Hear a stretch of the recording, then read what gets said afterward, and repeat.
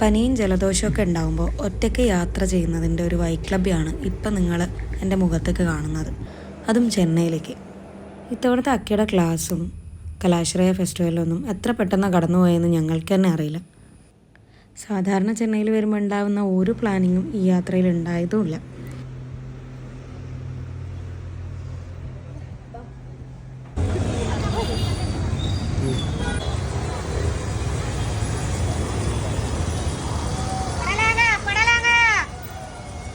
Last ദിവസത്തിന് മുന്നെയാണ് ആദ്യം എത്തുന്നത്. അങ്ങനെ ആദ്യം എത്തിയതിന് ശേഷം ഞങ്ങൾ കുറച്ച് സ്ഥലങ്ങളൊക്കെ കറങ്ങി. ക്ലാസ്സും കഴിഞ്ഞു. കലാശ്രയ ഫെസ്റ്റിവലും ഒരു ദിവസം അറ്റൻഡ് ചെയ്യാൻ പറ്റി. തിരക്കാക്കുകയാണ് ഗൈസ്.